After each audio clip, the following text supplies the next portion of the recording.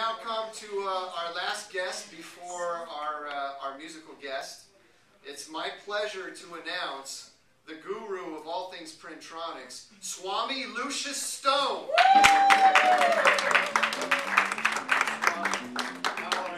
Have a seat. Thank you so much for being here. Oh, you bet. Looks like you also came a long distance too. Long distance? Yeah, yeah. Like from, where do Swamis come from? Swami? Yeah, you're Swami, right? What's a Swami? A Swami? Well, Swami, you know, one who knows everything about something. You're Swami, right? I don't know. Well, where'd you get the hat? Oh, the hat! Went on a great vacation to Istanbul a couple of years ago. And those markets are bizarre. Anyway, amazing hat shop. So pick this up, you know, every Thursday now. Huh. Okay. Oh, so you're kind of a semi-Swami. Yeah. I still don't know what a Swami is. Okay. Well, you know what? I know that you're the expert on all things Printronix, and we've got this list here of stuff. And another thing that's in your packet that says when you hear, and then all of these phrases, and then at the bottom it says call an expert, your Printronix rep. Now, help me understand this here. So when I hear from my customer, I'm getting bad barcodes. Yeah. That's my cue to get in touch with Printronix? It can be. Well, what does it mean when that's going on? Do you have any examples of this reminds me of a customer situation we had in Memphis, Tennessee. This was about a year ago now. And these folks, this is a big retail distribution center. And they're getting compliance fines from their retailers. And these things are totaling up, you know, tens of thousands of dollars per month per retailer. That's a lot of money. Yeah. So they put in this solution to check the barcodes. But they were using somebody else's printers. I mean, these are fine printers. They're not Printronix. They work. But they've got these external verifiers. So what happens is when they find a bad barcode, if you can imagine this big long line, and in this case it's running shoes going by. So you might be able to imagine who this distribution center is. But they've got 50 people or so, working on the line, and all of a sudden the verifier says, "Hey, bad barcode," and it stops. The line stops. The printer stops. So production stops. Yeah, a lot of people standing around twiddling their thumbs.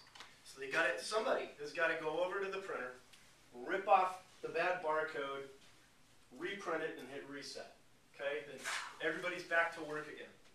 Or they're off on a smoke break by now. Oh yeah, it's a big challenge. This was costing these guys over $1 million a year at this one distribution facility. Boy, that's what I make in a week. So Printronix has the only printer with this OEP. It's actually integrated with the printer. So instead of the line stopping, exactly. Yeah, so instead of the line stopping, the printer, it recognizes there's a bad barcode.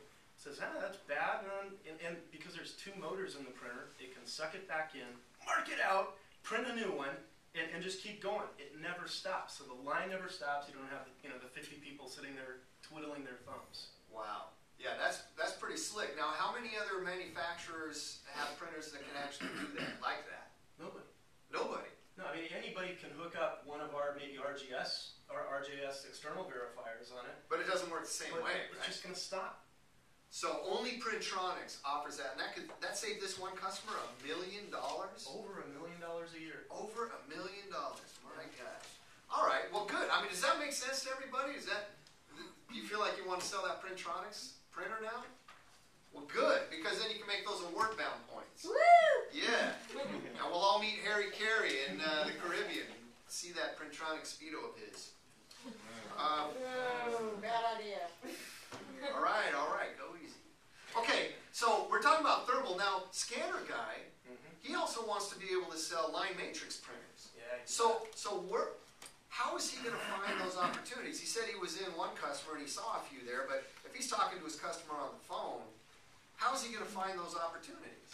So if you've got a customer who's got a dusty warehouse, a humid environment, a refrigerated environment, any kind of harsh environment, What kind of printer can work in that situation? Laser. Will it? Will a laser printer work in that environment? Let me give you a scenario. A warehouse down in Augusta, Georgia. New IT guy came in, kind of young person, didn't know what a line printer was, and decided to replace all their line printers with laser. So did that at the beginning of their fiscal year, was calendar years. They put them in probably like end of February. Well, what starts to happen in middle to southern Georgia as the temperature rises in the spring? What else happens? Yeah. Gets humid. So trucks come up to the warehouse, door comes open, all that humidity's coming in, there's that laser printer sitting there. Now this warehouse is dusty to begin with. So you combine that with humidity, what happens to the laser printer? Yeah, it's going to gum up, and all that gut gets all over the drum and it's ruined. Okay, so that happened about mid-April. These things just started going. So they had to take the laser printers out and put the line printers back in. A line printer is the only kind of printer that will work in a harsh environment like that, whether it's dusty, humid, refrigerated, just not temperature controlled in general. Is there a difference in the cost of printing too between laser and line matrix? I would think probably be a lot cheaper. Toner's pretty expensive. People think that laser is going to be a lot cheaper because a laser printer is cheap up front, and a line printer is pretty expensive up front. But when you look at the cost of the consumables ongoing, over a 5-year period, a line printer is typically 1/10 the cost in a high-volume printing situation because the consumables are so much cheaper. And that printer deal itself is going to be a heck of a lot bigger, right? The initial printer deal, you'll have a nice big invoice, you throw some supplies on there. Not only that, we can lock people into supplies because on the new line printers, you can't get the supplies in a compatible or knockoff kind of scenario. You have to buy Printronix supplies. Corner the market. Yeah. Your printer barons. Yeah. Okay. Now that laugh doesn't go with that hat. Hey, listen, Swami. I like this hat. I do too. I think some gold earrings would go really well with it. Right. Next time you're in India. All right. Well, listen, Swami. Remind everybody to look at these phrases. These are the phrases that are going to cue you to call your Printronix rep to get involved and help you create and close those deals. All right? Swami, thank you very much for being here.